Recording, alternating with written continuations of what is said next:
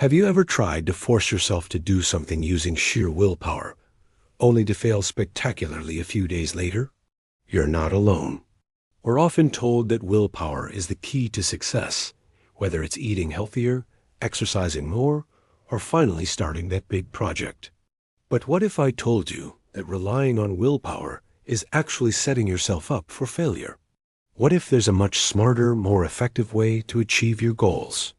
Today, we're diving deep into the science of why willpower is a finite resource, and how you can design your environment to make success almost automatic. Stick around, because this might just change the way you approach every single goal you have. Let's start with a simple thought experiment. Imagine you're on a diet. In scenario 1, you walk into your kitchen, and the first thing you see is a box of freshly baked donuts on the counter. In scenario 2, your counter is clear, except for a beautiful bowl of fresh fruit. In which scenario are you more likely to stick to your diet? The answer is obvious, right? This simple example reveals a profound truth. Our environment has a massive impact on our decisions, often more than our internal resolve. Willpower is like a muscle. It gets tired. Every time you resist a temptation, you use up a little bit of your self-control. Think about your day. You resist hitting the snooze button. You force yourself to answer difficult emails. You say no to that second cookie at lunch. By the end of the day, your willpower muscle is exhausted.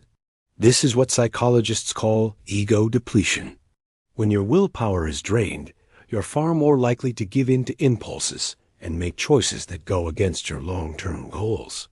So, if we're constantly fighting against our environment, we're fighting a losing battle.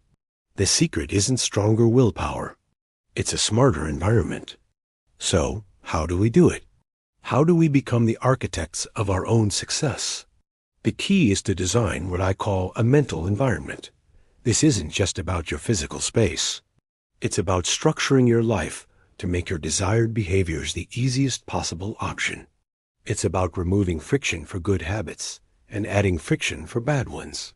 Let's break down how to build this environment step by step. The first step is to increase the activation energy for bad habits. Activation energy is the initial effort required to start an action. If you want to watch less TV, don't just tell yourself you will. Unplug the TV after each use. Keep the remote in a different room, maybe in a drawer under a pile of socks. This adds friction. The simple act of having to plug it in and find the remote might be enough to make you pause and think, do I really want to watch this? The same principle applies to junk food. Don't buy it in the first place. If it's not in your house, the activation energy to eat, it involves getting in your car and driving to the store. That's a lot of friction. You're making the bad choice the difficult choice. Conversely, the second step is to decrease the activation energy for good habits. Make your desired actions as effortless as possible. Want to exercise in the morning? Lay out your workout clothes the night before. Put your running shoes right by the door. Want to read more? Leave a book on your pillow. Want to drink more water? Keep a full water bottle on your desk at all times. By preparing in advance, you remove the small hurdles that can stop you in your tracks. When the path of least resistance leads directly to your goals, you're far more likely to stay on it. It's about making good choices the default, the automatic option. The third pillar of designing your mental environment is a concept called forcing functions. These are commitments or structures that lock you into a future action. They're like setting a rule you can't easily break. A classic example is setting up an automatic transfer to your savings account on payday. The decision is made once, and the action happens automatically without you needing to use any willpower. Another powerful forcing function is social commitment. Tell a friend you'll meet them at the gym at 6 a.m. The desire to not let your friend down is a much stronger motivator than your own internal debate when the alarm goes off.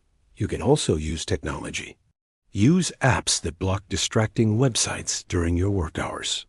You are essentially creating a contract with your future self, ensuring that you follow through. Now, let's put this all together with a practical example.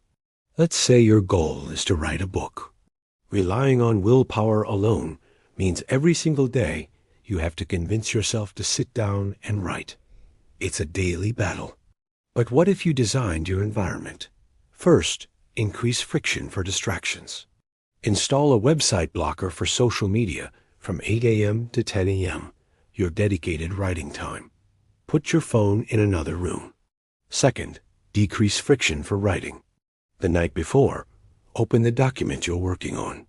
Leave your favorite writing playlist ready to go. Place a cup and a tea bag next to your kettle. The path to writing is now smooth and clear. Third, create a forcing function. Join a writer's group where you have to submit 500 words every week. The accountability will keep you on track, even on days when you don't feel inspired. See the difference? You're no longer relying on a finite, unreliable resource. You've built a system, an environment that propels you toward your goal. This isn't about being lazy or lacking discipline. It's about being strategic. It's about understanding human psychology and using it to your advantage instead of fighting against it. The most successful people aren't the ones with superhuman willpower. They're the ones who have mastered their environment. They understand that motivation comes and goes, but a well-designed system is consistent. They make success inevitable. So I challenge you to stop trying to be a hero of willpower. Instead, become an architect of your environment. Pick one goal you have right now, just one, and spend 10 minutes thinking about how you can apply these principles. How can you add friction to the habits that are holding you back? How can you remove friction for the habits you want to build? What forcing function can you put in place to lock in your commitment? Start small. Change one thing in your environment today. Maybe it's deleting the food delivery apps from your phone. Maybe it's putting your guitar in the middle of your living room so you're more likely to practice. Small environmental tweaks lead to massive changes in behavior over time. You have the power to design a life where you don't have to choose to do the right thing. It just happens. Thank you so much for watching. If you found this helpful, please give this video a like and subscribe for more content on building better systems for a better life. I'd love to hear in the comments below, what's one environmental change you're going to make this week? Let's share ideas and support each other. See you in the next one.